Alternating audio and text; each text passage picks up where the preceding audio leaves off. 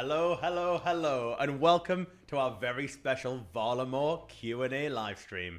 We're officially post-launch, because Varlamore is out, so it's time to sit back and reflect on everything Varlamore with the team that helped bring this content to life. Throughout this Q&A, we'll be also hosting a gathering with some JMod powers on World 522 for a Varlamore March. Come dressed in your finest attire and join Mod Rice on an adventure around Varlamore. If World 522 gets full, we do have a backup world on 521 where Mod Manked will be waiting for you to lead you instead. Now let's have a look at the map. You can also use !world to remind you which worlds this is being hosted in, by the way, if anybody's asking in the chat. So, where are we going? We'll be starting in Fortis before you go on an adventure all the way around Varlamore, exploring our new areas. We'll make a stop by the awesome Gemstone Crab. We'll be making a visit to Auburn and finally we'll wrap things up at the scenic rest spots atop Proud Spire. Now, I would recommend bringing some food with you for this march, just in case you're a lower level. You never know what might happen. However, before we kick things off, you know the drill. Everyone's favourite section. It's announcements time. Starting with !game update. Varlamore the Final Dawn is out. Who knew? It's what we're here for. Explore new lands, battle fearsome bosses, and undertake the concluding chapter of the Twilight Emissaries questline. We've got a competition with !postcard. Submit a screenshot of your Varlamore adventure paired with a caption to win a prize at the Postcard from Varlamore channel in our Discord. We've also got some new Varlamore emotes right here on Twitch with !emotes. You can use them all with BTTV and 7TV without even needing to subscribe. Created by the talented Jordbear. And today, this isn't our only Q&A. !Ash, because straight after this stream, Mod Ash is hosting an AMA on Reddit to celebrate his 21st Modiversary. Go and ask him anything. With all that said, let's dive into the creative minds behind the look and feel of Varlamore. From sweeping environments to the tiniest creature details, so much artistry went into this update, and we're joined by some of the folks responsible for all that artwork today. Welcome to the stream, Mod West and Mods Skylark. How are you both doing? Yeah, really good. Been enjoying Varlamore, enjoying watching everyone else enjoy it as well. Yeah, it's been awesome. It's been fantastic seeing everyone get stuck in, especially the Gemstone Crab. Everyone's loving it. It's been really, really cool. How about we first start by talking just a little bit about what you both actually individually worked on, if you want to go first, Skylark. Yes, I mean, for all three batches, I've been doing mostly character work, so a few bosses, NPCs, pretty much, I'd say about 90% of the creatures and animals and stuff, especially with this last batch, and also kind of getting a little bit of props and environment and stuff, but yeah, predominantly characters. Awesome. How about you, West? Yeah, mostly handling the environment side of things. My job mostly is making all the white box, laying the land down from all the way from Civitas all the way to the rainforest and up to Auburn. I do help out with some props, but it's mostly just coming in at the end as well and doing a lot of the set dressing. So yeah, mostly environment. Awesome. All right. Question about characters firstly then. The characters of Varlamore feel incredibly distinct. What actually guided the design process behind them? I mean, I guess since like the very start, it was always kind of the first thing we did was like really look at these real world references. So Varlamore is very much rooted in Mayan, Aztec, Roman, that kind of thing, those thematics, and it was all about seeing how we could translate that into old school, how that would affect the character designs, even just things like what the civilians would wear, because obviously that's really important when you're like world building and stuff. Looking at geographical locations as well, like I said with the creatures, looking at where in the world you'd find these creatures and how that would apply, and then also I guess like legends and stuff from like Aztec and Mayan cultures and how that would work as a boss or something like that. So yeah, I guess just really looking at those real world references. What's your favorite that you've done? Because like I like this guy. Oh yeah, he's sick. The He's Doom awesome. looks amazing. Yeah.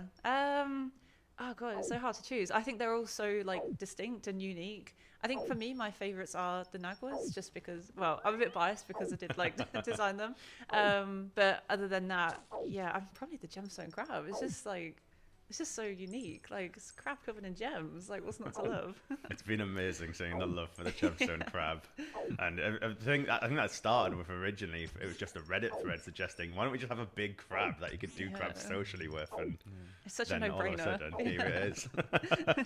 All right, West. Obviously, you've been a big part in bringing the world itself to life environmentally. Yep. What has been your starting point for designing such a distinct region?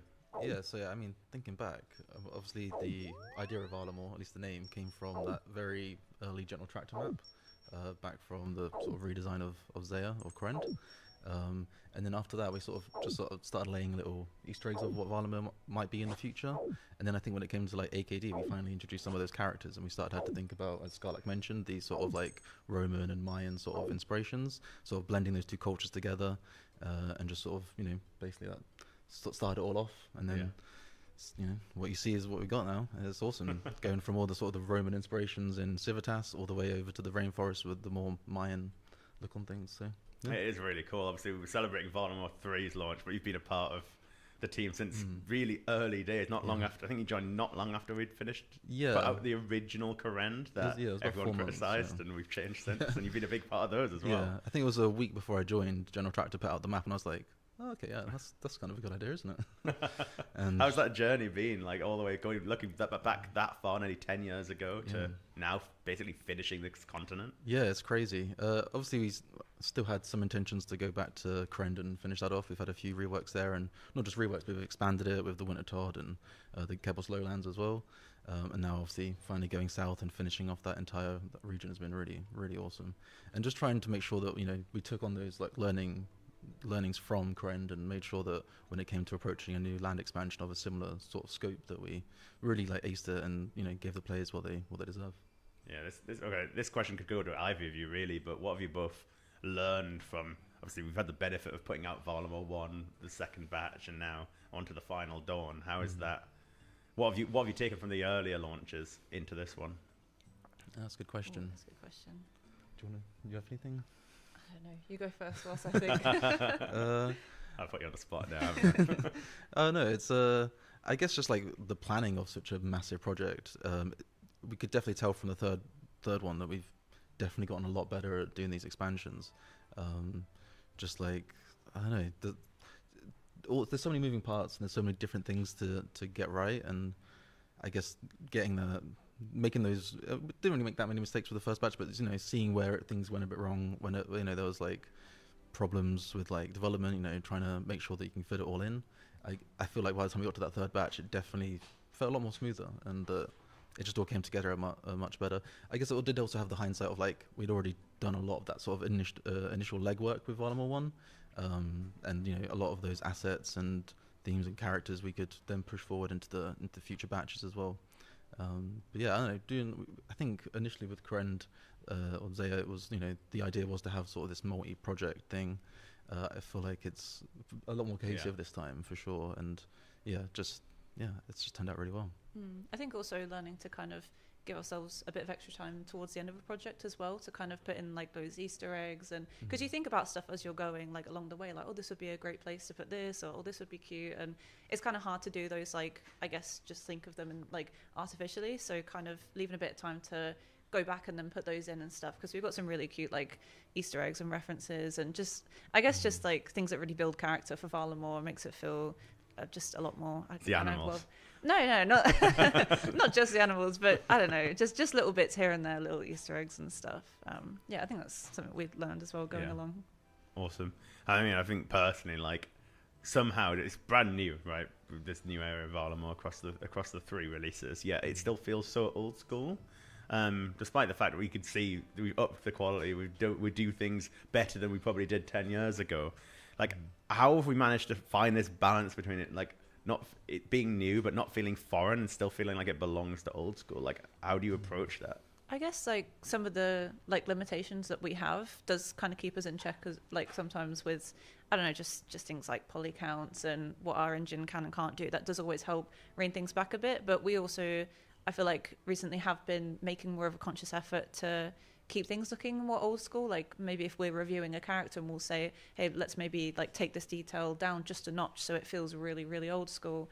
And yeah, I think doing that helps because yeah, it's just kind of keeps it all in check and staying old school. Yeah, definitely. I think something we found on the environment side as well, I think with the original Kieren release, a lot of the buildings had these very thick walls, and that hadn't really ever been done before, and it made the buildings grow because now you needed these larger buildings to fit for it, and the scale just started to feel a bit off.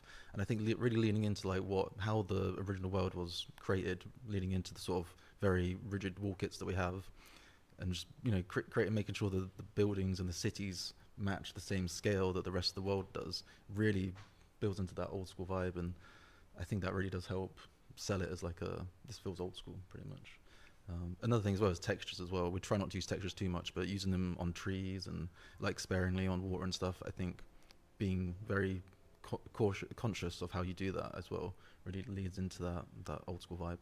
Yeah, it is amazing. I mean, I remember somebody when we first launched Varlamore to begin with, people were describing it as nostalgic, and it's weird, right? Because it is brand new. How can it be nostalgic? Yeah, I mean, personally, it just feels like more old school. It's like you got this great game you love, and it's full of areas you love exploring. That nostalgic feeling of exploring something for the first time again and being absorbed in the random quests and storylines, the content there, and it feels like Varlamore's managed to just bring more of that to the table. So. Yeah. I mean, that's like the ultimate goal, really. Like, keep it feeling nostalgic whilst also feeling like new and exciting. It's a really hard thing to do, but I feel like Varlamore does it really well. Yeah, I've really loved that for sure. All right, a question for you, West. I think the difference with an area expansion like this, obviously we make content. We make content with most of our projects. We've released bosses, we've released quests, but the area and environments, the layout, the level design, it needs to be so cohesive with everything we're trying to do with it. So how do you in your role make that happen with the designers, other people we're working with to build these projects? Yeah, I mean, I feel like it all hinges on those very initial steps. You want to get the white box, the layout and the plan, like sort of in everyone's, in front of everyone as soon as possible, so everyone can have a chance to take it in, walk around, and make sure it feels and it meets the requirements of the actual design as well. Make sure it's walkable. Distances between places aren't too far apart. You don't want to have people running around too much, energy and all that. I think just that back and forth as well, and just doing it in phases. You start with a very basic white box, and then you just, as time goes on, you just slowly add more and more to it, and just keep reviewing that and making sure it's not blocking or impeding the design in any way. It's definitely a very important thing to basically start right. If you start with a very poor foundation, it's going to be shaky and it's hard to build on top of that. So I think that's the most important thing, but at least when it comes to environments, that I see. Certainly feels like it all works really well together. It all complements each other. Yeah. Like the locations have to serve a purpose for the design and vice versa, while also just offering stuff to explore. Yeah, definitely. I think bosses, in terms of characters, have a very similar challenge where like the animations are meant to portray to the player like a mechanic's about to happen, right? So how does that relationship work between art and design? Oh, that's a good question. I guess I feel like our animations have like really kind of stepped up quite a lot recently due to like shift in the kind of tools and stuff that we're using. But I guess I don't really know to be honest with in terms of animation design. I guess with telegraphing, making sure that it's very clear that something's about to happen. I guess with character design as well, you want to make sure that the character is, you can tell where the character begins and where the environment begins, so they're not being lost in the environment, and the like magic effects or anything like that is very clear and concise. Something that comes up a lot when I'm making these bosses is whether the red and greens are too close to each other, because with colorblind that can be quite a problem, and making sure we're not just hinging on color but also using shape language as well to make sure that it's clear that this is different to that, giving people ample time to react. Obviously with the harder content it's gonna be a little bit more of a challenge. You don't want it all to be too easy for everyone, but as long as it's visible and clear, I think that's definitely the most important part. What do we think about all the vroom vroom memes around the boss? yeah, the Doom's had some interesting memes around it. But it's a very, very interesting design. Yeah, it's a great design. yeah. I love like the kind of, it's almost like a really grounded like silliness of the actual like kind of insect behind this like really intimidating like face on the shield. It's really cool, really unique design. I love it, and I mean, that's been one of my favorite things from yesterday is watching people try to get that world first level 8 competition. Were you watching many of the streams? Yeah, it's always like, I don't know, it's kind of like a bad thing to admit when you're like at work, but it's like we always have like the kind of like Twitch streams on the side or something, and watching what people are doing. I was mainly watching like kind of people doing the quests and stuff yesterday and things like the activities, but I know a lot of other people were watching like the race to get that world first and stuff. It's really exciting. Yeah, unfortunately I was in meetings all day yesterday, so I didn't actually get to see any of it happening live. But it's just me watching them then. Sorry. Work either way. Yeah, I heard some good things for sure. Yeah, it's always one of the best things on a launch day is actually being able to sit back and kind of watch it happen. It's like kind of almost surreal. Like you've been working on this stuff, like the real nitty gritty of it for so long, and then you're like watching people actually engage with it, and it's really strange, but really exciting as well. It's got to be Easter eggs, right? I know, Wes, you're a bit of an Easter egg fiend. Yeah. any secrets you want to give away? So there is the one from Varlamore 1 that no one's really spoke about. It's a very niche Easter egg that I put in Camtorum, which is a little reference to the Lost show series back from early 2000s. So if anyone wants to go and try and find that, add to the wiki, that'd be great. Another one for Varlamore 3 was I really wanted to get one of these. You see these in lots of ancient Mayan ruins where they have these sort of like, I don't know, it's not football, but it's like a ball game court. I think it's called like Ulama or something like that. And I kept seeing these and all these like references we're using, and I really wanted to get one in, and I did manage to get one just north of Talteklan. So I was really quite happy to get that in because nice little reference to sort of real world sports that I guess people might still play, but obviously from an ancient civilization. I think for me it was the little picnic of animals in the rainforest. Is like doing the hippos having the picnic with the capybara. That was probably my favorite one, making the little drinks and stuff to go with it.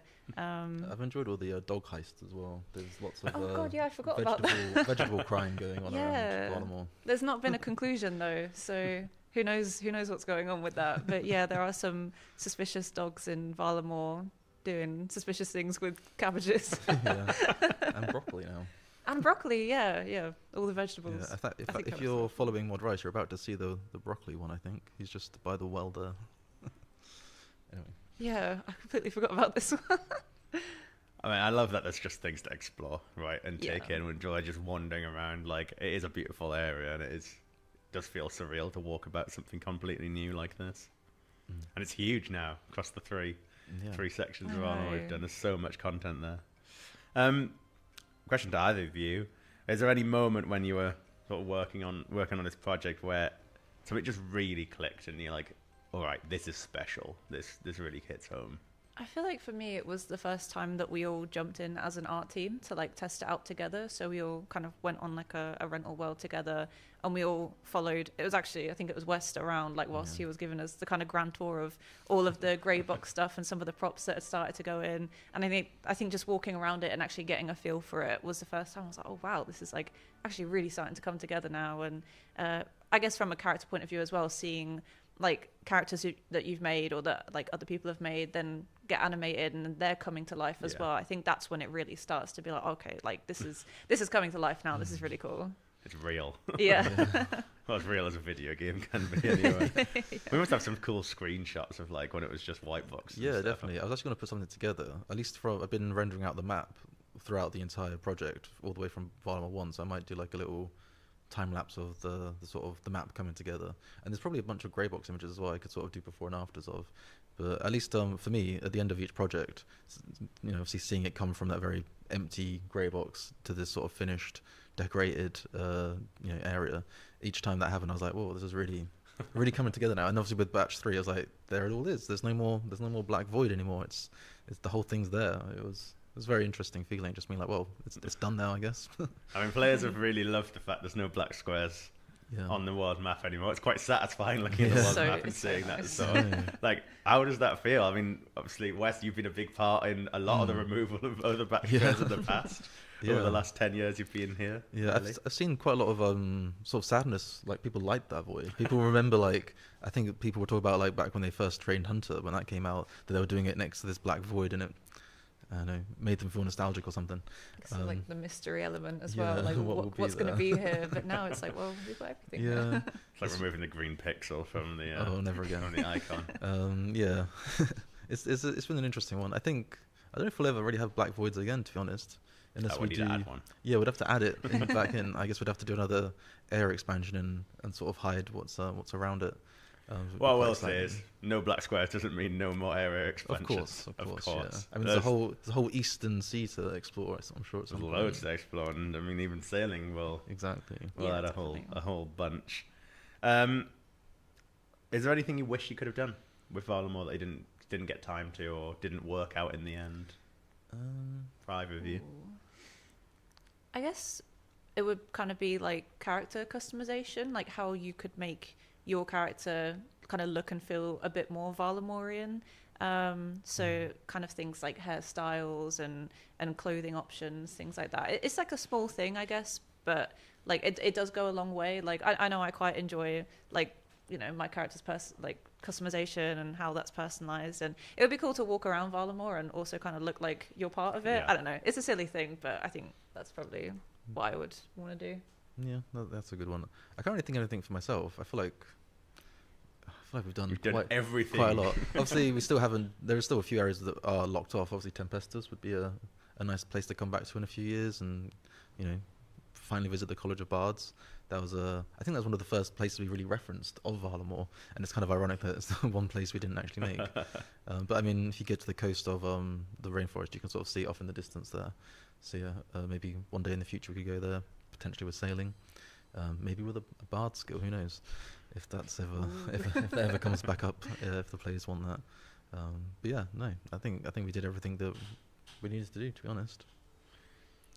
On another topic, obviously, speaking of expansions, I mean, it might not necessarily be a different expansion in the near future, but are there any biomes or themes that, like, you would both love to explore at some point? Obviously, we've done this theme for Varlamore, but what do you want to do? What would you love to do that you've never had chance before? Like outside of Varlamore kind of thing? Yeah, outside of anywhere. I think probably a Fremnik expansion I think would be really good. There's one of the game jams that we did somewhat recently. A couple of the teams kind of touched on what that could look like, and getting into that kind of I don't know, that kind of like theming and stuff. It was very different to what you'd get in Varlamore. Yeah. So it was, but then the more you delve into it, the more you're like, well, there's a lot here that we could like play with and stuff. So yeah, I think for me probably that, make it a bit more interesting in leagues and stuff as well. Yeah, it's a shame really the sort of Fremnik area hasn't really had any expansion. Of course, obviously there's lots of, I mean, there's not really much space to have expansion, but obviously we can always go more like islands to the north. But yeah, it seems like a missed opportunity there.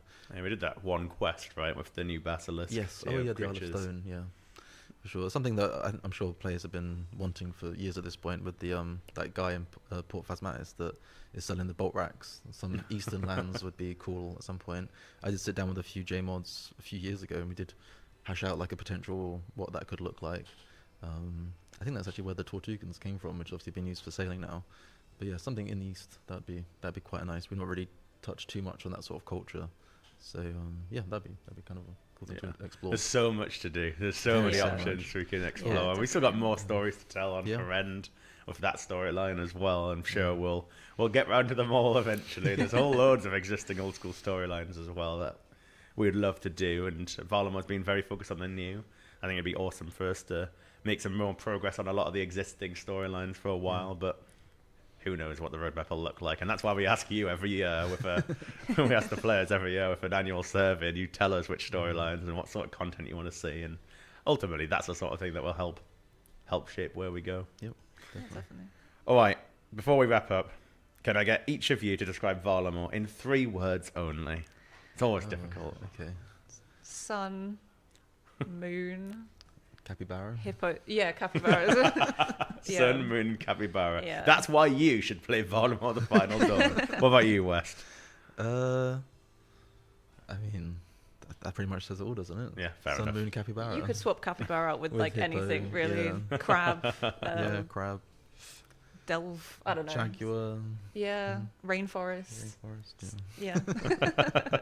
All right, right. Before we let you go, anything else you want to add at all about your time on Varlamore or to the message to the community, whatever? I think probably just a big shout out to the team, like Yeah, the art definitely. team.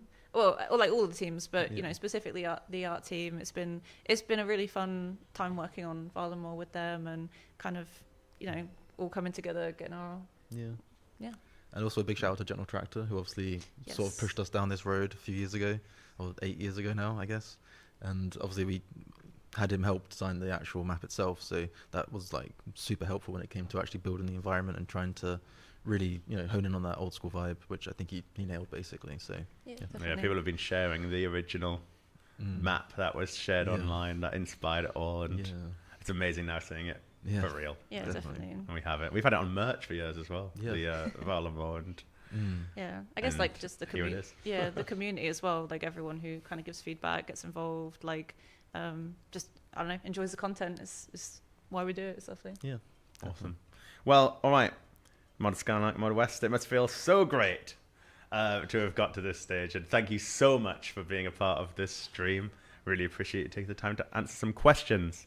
Now, before we carry on, we do have one more little surprise to show you. If you were at RuneFest earlier this year, you would have seen the sensational guitarist Cole Rowland kick off our opening ceremony with our very own Mod Ash on violin. Well, I'm very excited to share that a deluxe version of the RuneFest medley by Cole Rowland featuring Mod Ash is just about to be released. Not only that, but we have a very special first look at the epic music video for the RuneFest medley. Check it out.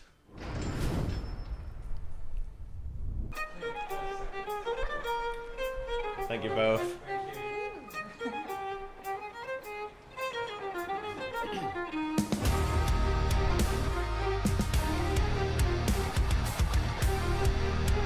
You guys smashed it.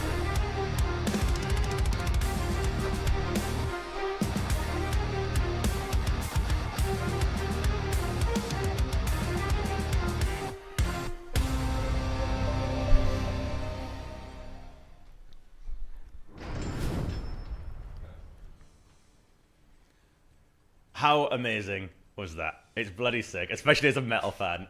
It's absolutely amazing.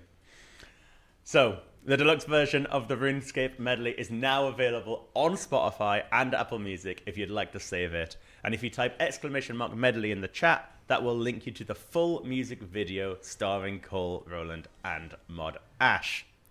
Now, we got more Q&A with some awesome designers. So, we've got Mod Ed, and we've got Mod Halo.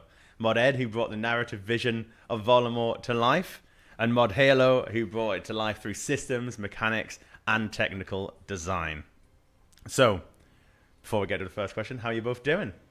Yeah, pretty good. Yeah, very good. Yeah, it's been a decent week, I'd say.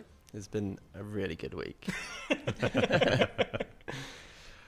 It has. It's been really cool, obviously, seeing it all come out. But do you want to talk a little bit more about your involvement in Varlamore, maybe across the whole history of it, Ed?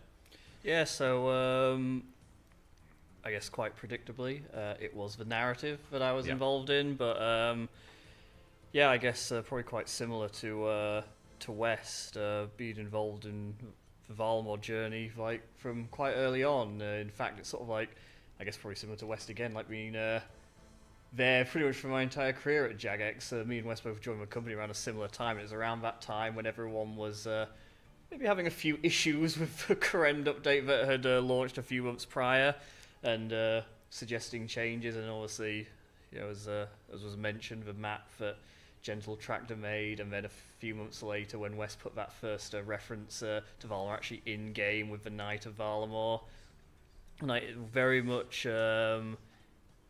It's crazy to think that like we talk about Varlamore like, oh, we've been working on this for 2 years. But the reality is it's been nearly 9 years now since it was actually first mentioned, and to finally be here, to finally be like finishing off getting rid of all those black squares that were once there, finishing off that continent. It's it's quite. I just don't really know what we're going to do now.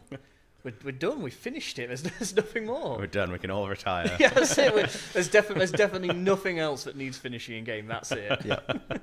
What about you, Mod Halo? What's your time like being on Varlamore? It's been a long time. I feel like I've had my sort of part in every sort of batch that we've done for Varlamore.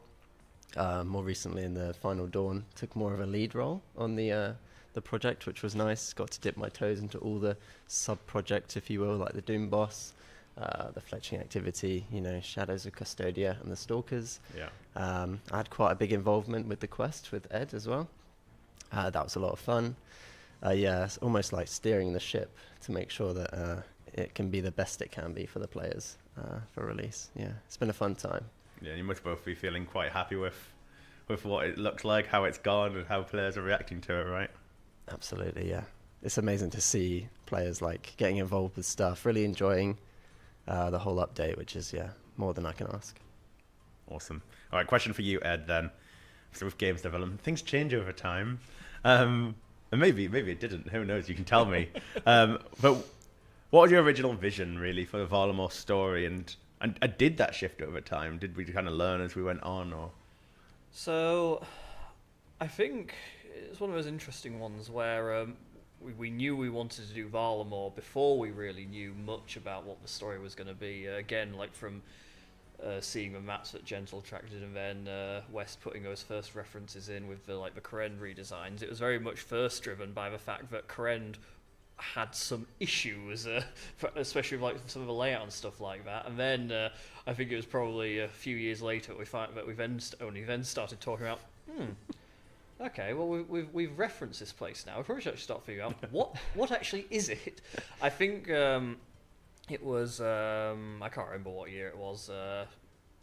Far more years ago than I'd probably like it to be with how long things have been. But I think it was when we did the Forthos dungeon that we first started solidifying what the narrative for Val would be. And I remember back then myself, West, and Mod Husky as well, who was working on that dungeon, sitting down and trying to work out what actually is Varlamore from a narrative standpoint.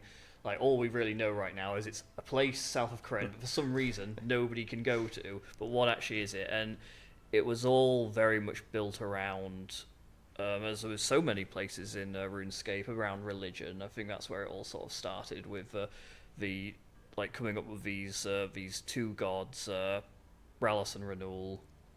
Because it's a bit different, I guess, to anything we've sort of done in game before. We have a lot of gods, we've got quite a few of them, but most of them are just singular gods, apart from in the desert where we have a whole family of them. So we thought we'd do something a bit different here and have two of them, a twin gods, a pair of gods. And that's where it all sort of started, coming up with the ideas for what the base of this religion would be and its history. And then all of Varlamore sort of started, I guess, growing from that. Fair enough. Was there anything that actually sounds like you just sort of find what's different to what we've done, but was there any other direct inspiration for the religion themes in Varlamore? I think it was sort of like that, what's different to what we've done before, but also at the same time what feels very RuneScape-y, something that is so core to the stories we tell in old school is mystery. The gods aren't here anymore. You don't know all the facts. There's maybe a few beings left on Gillinor that do, and they're probably not going to openly tell you, sort of thing. So many of our quests revolve around learning about these historical secrets, and quite often they're not the answers that you necessarily expect. And I think that was sort of what was a big driving force here of we want to tell a story that is that. It's very core to old school. It's about mystery. It's about trying to work out what the history of Varlamore is, but then at the same time bringing in elements that we've never done before. And I think the setting was what really enabled that. It allowed us to take inspiration from the real world, as we often do, but from areas of the world that we've never normally looked at before. And Mod Halo, what was your sort of role on these quests, and how was it working sort of with this narrative wrapped around them? Yeah, it really helps when there's a really strong narrative sort of presence in the area. It's a lot I can use for the combat encounters to make them feel very fitting for Varlamore and stuff like that. Yeah, I've done a lot working with Ed on like a lot of the combat, especially in like the recent Final Dawn quest. That had a really strong narrative, sort of, I want to say iconic look, especially in the final boss, which is one of my favorite pieces of content I've worked on. But yeah, it was just a pleasure to work with Ed, really. Look at that. Such mutual respect. He's so nice, isn't he? Hopefully Ed likes working with me as well. Yeah, He didn't say it back, so. It's a one-way respect. Yeah. Just sounds like, I don't know. No, absolutely no. One thing that is has been really nice is that more time I've sort of spent at Jagex and like working on all these stories is being able to like work with like all the other people on the team, and like we're telling so many stories now. We're doing more quests than ever before, which is great. What it also means is I'm not like personally working on a lot of them myself, or like not fully working on them. So now there's a lot more opportunity to bring other people on board who might not have like been working on quests before, and bring their own take. And it really, I think, helps make all these quests feel like super like fresh and unique in their own way. Yeah, it's funny you say that, because I've also seen a lot of praise online for like how the quests we've done recently still feel very old school, like comparing to the old quests that we have in game. Like they all still feel like relevant, and they all still have that old school or oldscape feel. It's I mean, we must be doing something right if it Yeah. feels like the other quests in game, but I still feel like they represent like a lot of learnings, and we've gotten better at it, right? Especially you, Ed, being so involved in so many of them. But obviously, Halo, you were a big part in sort of working on a lot of the core features in the previous quest. How was it now working on another one in the finale? It's quite cool. I'm a big fan of like combat, working with combat, big part of that, working on leagues for like echo bosses and stuff, and when Ed gave me the opportunity to work on like the combat encounters on the Heart of Darkness, that was really cool. Got a bit more involved in Final Dawn, did a bit more like puzzle stuff, a bit more of like the structure from start to finish. It was really cool figuring out all the areas as well. I worked quite closely with Mod West, who was just on, like grey boxing all the cool new areas for the quest, like the Crypt of Tenali, and some other areas, which I won't spoil the quest too much. Yeah, it's just been a real pleasure. Yeah. I don't want to spoil any of the quest, but how was it watching people struggle with the puzzle? Oh, I loved it. That is our joy in the world. I thought the boss fight was really cool as well. Yeah, I think it's quite special when you see on Reddit players like, shouting the answer to a puzzle to each other and like figuring out what a combination is to unlock a door. It's quite wholesome to see that sort of natural communication before like quest helper solves it for them, or it's on the wiki as a walkthrough. Yeah. Sticking to the main quest line before we talk about the other ones. Is this quest line done, or is this story going anywhere in the future? So it is done. It's very much done. Like I think every time we talk about narrative, and I go on a Q&A or something, people will hear me talk about like how important it is for things to have definitive endings. I feel like you see it, unfortunately, in the world of today with the way that media has gone. It's actually so rare now to actually ever see anything end. Things must now go on forever to keep making money, sort of thing. I think we have such a unique opportunity on Old School to actually go against that, and we can, because we don't have one singular storyline, because we have so many, we can afford to end them, because we have plenty more to continue. We can keep starting new ones, that sort of thing. So yeah, this is very much the ending of that storyline, though as with everything we do, that doesn't mean that it's the end for Varlamore, doesn't mean it's the end for these characters. They may well pop up in the future in other places. I think anyone who has played through these quests without holding spacebar, for example, playing through King Divide, they will know that there are other stories to be told, like in Kieren, in Varlamore, that sort of thing. There are some links there. So there's definitely still going to be room to explore more things with these areas and characters in the future. But yeah, for this specific storyline, this story we're telling with this, the religion of Varlamore, with the old ones, like this is its conclusion. Yeah. Awesome. There's always potential for more. There's a big land space here. There's always potential to introduce new characters and and do more. You just look at some of the old locations, even Varrock. There's so many quests Exactly. that starts there. There's always potential for us to do more and tell different parts of different stories. Absolutely. And speaking obviously of other quests, what the hell went on with Scrambled? So I guess, yeah, following on from that, like, it's not just about the big fancy stories and that sort of thing. Something that is so important to old school is that variety in storytelling, and sometimes that comes from big epic adventures, and other times it just comes from the little side quests. It's one of the things that we didn't get right with Kieren. It's one of the things, to be honest, but it still isn't right with Kieren. I think we've done a great job in Kieren of like bringing in that main story, you know, with the Kingdom Divide sort of being the last quest there, but there still isn't really much of that side content, even though that is some of your earliest memories of RuneScape will be that sort of thing, like Cook's assistant. Cook's is actually a really bad example because it builds onto Recipe for Disaster, but initially it doesn't seem that way. But like your quests like that, there's like early quests that you're doing in Lumbridge and moving on to Varrock and stuff like that. They're not tied to some like big, huge, epic adventure. They're just little bits of fun. They have all sorts of like wonderful like twists and different tones and that sort of thing. You've got fun little mysteries, and also some of them are just completely and utterly stupid.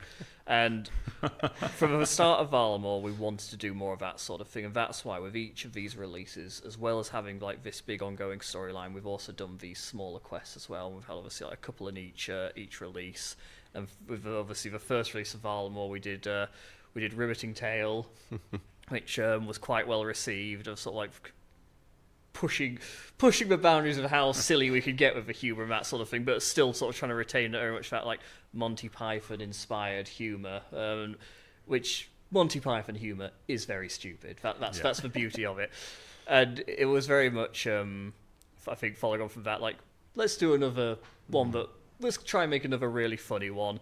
Where can we go from here? I think we went to the pub and there was this like list of all possible like ideas. A load of them just made complete like no sense at all.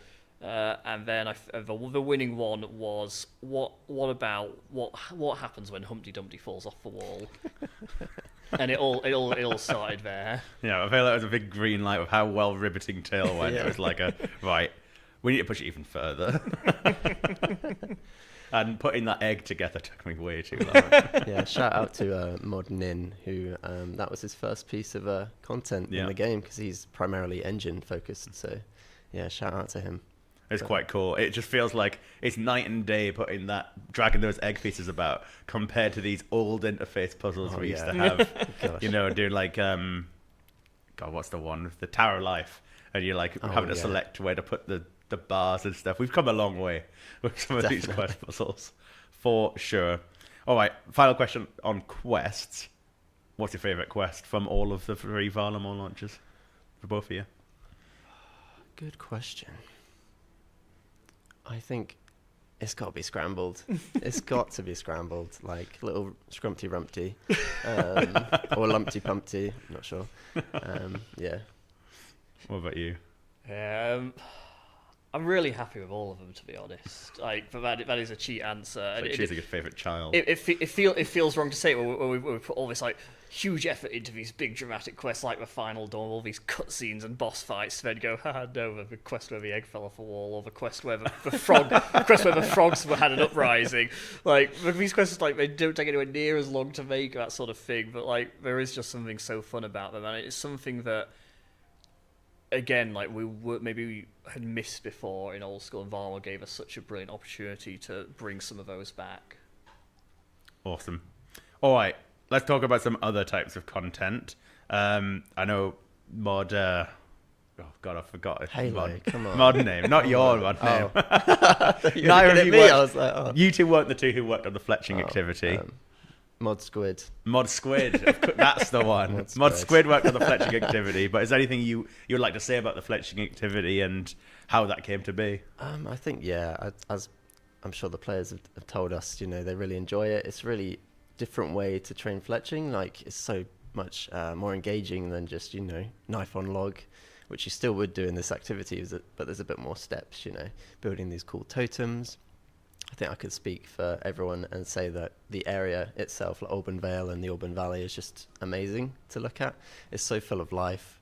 You know, you got the Ents coming through, so much to do, and yeah, I think Mod Squid has absolutely smashed it out of the park. I think that's a prime example of something that really well utilizes the space in the expansion and brings that whole area to life. Yeah, just with that single piece of content. So. It was super cool to see, or still see, some like roots players are using for like the totems. And I was chatting to Mod Squid yesterday and saying like, oh, are they optimal? And he was like, they'll find out. So yeah, that was quite fun to see, and see players like theorize different routes and all sorts. That was really cool. It's been awesome. I think fletching's a skill we've just really not touched, right? No. I think me and you, Ed, were looking at the survey results, I remember, about what players think about certain skills, and I think fletching came out pretty, not disliked, but kind of meh. No one really cares either way about it, and I think that told us it needs some That's love. where we sort of came to the realization, right? We've never really touched this skill. The best we've done is like added one or two few like niche things, that sort of thing, but like never really like gone deeper into it. Yeah. It was awesome to see that come together, and obviously keep letting us know what you think, and we're interested to see what XP rates if people end up getting, because that's the thing I'm always scared of, is where that ends up settling. Getting a bit more technical, was there anything that stood out as the biggest or most difficult technical challenge? I'm not too sure about technical, but I think like overall biggest challenge of the entire third batch of Varlamore was definitely making sure that the areas didn't feel empty. Like it was quite a big part that we added in the third series.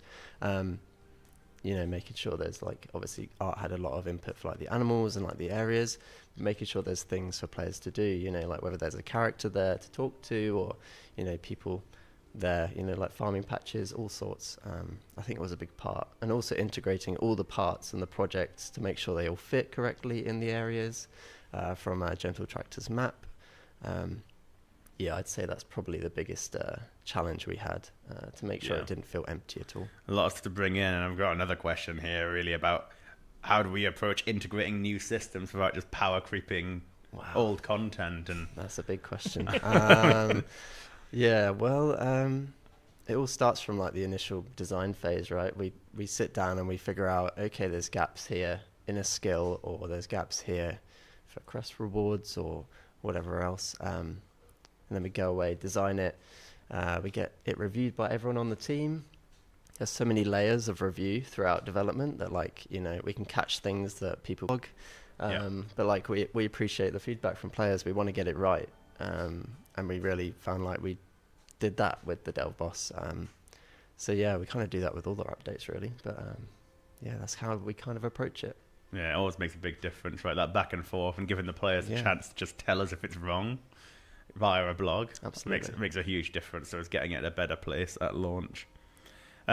Speaking of the Delve Boss, how has the experience been for you two, seeing people take that on, get the world first completions and all that? It was very cool.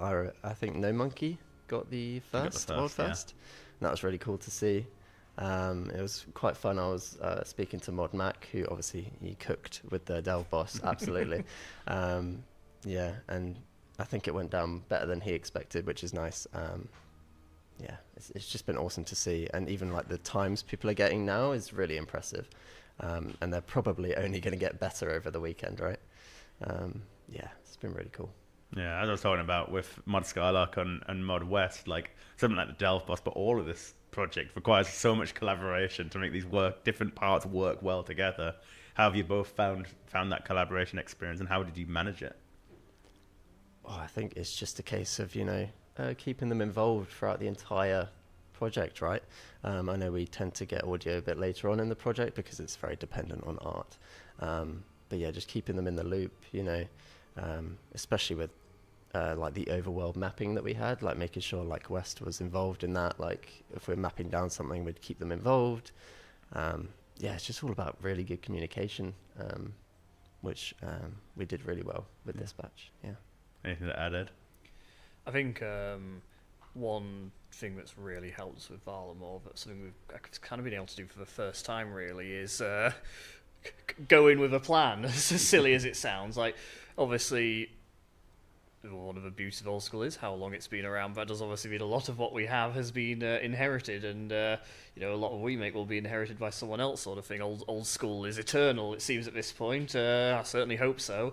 But one nice thing with Varlamore is that we were able to sit down and build a solid plan from the start of everyone involved, and like everyone on the same page about what we're trying to achieve. And I think it really helped all of us throughout the entire thing create like something that was like so cohesive. Yeah. I'd recommend if anyone has any like downtime, they just want to have a side screen of old school, just sit down in the Auburn Vale or Auburn Valley and just turn on your music, because it's amazing. Like Mods Skylark and his team really did an amazing job with that. The audio team always cook, and I Honestly, feel like they're yeah. always underappreciated. So give them love, because it really does help bring these areas to life. Something we've not really talked much about yet is the new Slayer creatures. So can you tell us a little bit more about the making of those? So Mod Other was the primary designer on that one. And yeah, we just sort of figured out where a gap might be in Slayer. Obviously, we've got the different types of stalkers as well. They all have slightly different drop tables, as I'm sure players will figure that out. We also nicely tied them into the fletching activity with the end branches to finally be able to make atlatl darts. And yeah, there's a lot of cool things. We've got the Antler Guard, which is the new unique offhand. And yeah, we're hoping it sits quite nicely in where other creatures are in Slayer. Yeah, they do seem really cool, and narratively they're quite interesting. Ed, what can you tell us about their narrative? I think, again, it's sort of like one of those things of like linking things together, but also having plenty of variety. But when we were first talking about adding these creatures, we wanted to make sure we were doing something that was different from like the Nagwa we'd done in earlier batches. We wanted something new and unique, but something that still sort of like had some ties to stories I've already told in that area.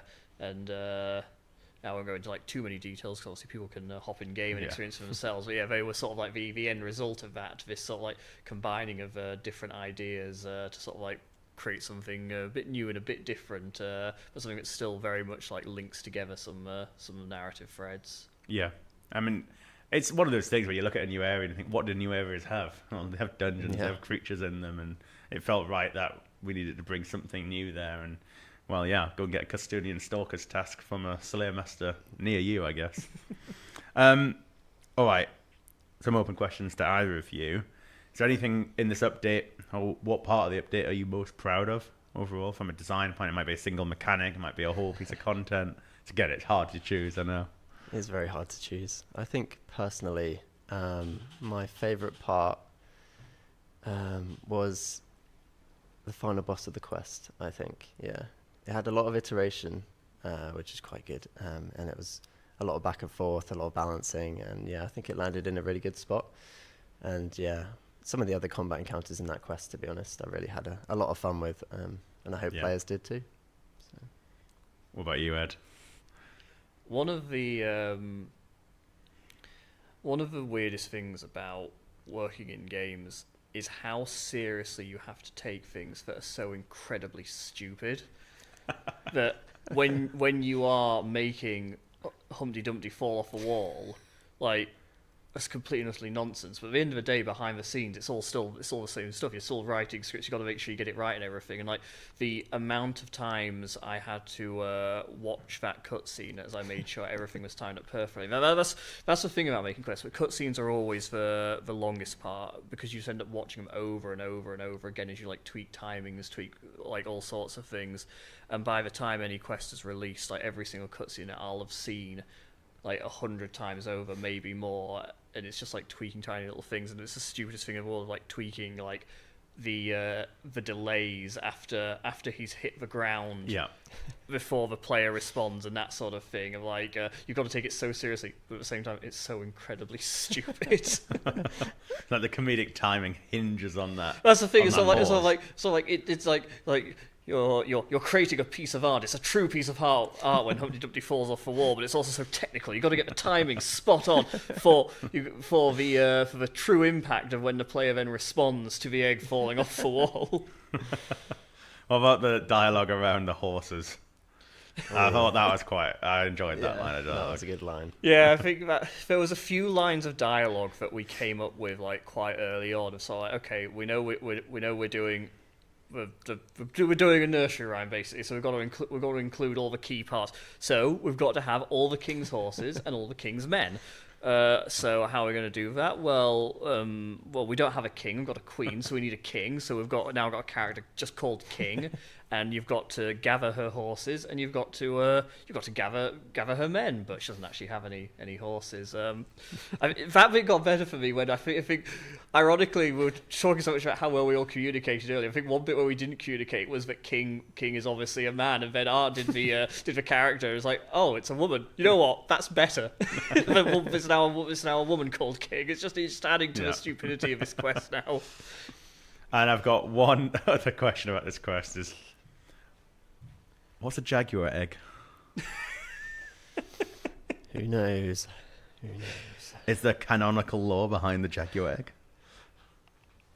We did come up with like the reasoning as to why there's a jaguar egg. I don't know. I feel like it's wrong to give it away, but basically the question was asked like, where are the Quetzal eggs? And I think we came up with the idea that everyone was confusing them for other eggs. I think that's where it came from. But yeah, whether or not jaguars lay eggs, who knows? Still undetermined. Yeah. All right, final question. Like I asked the artist, 3 words to summarize Varlamore.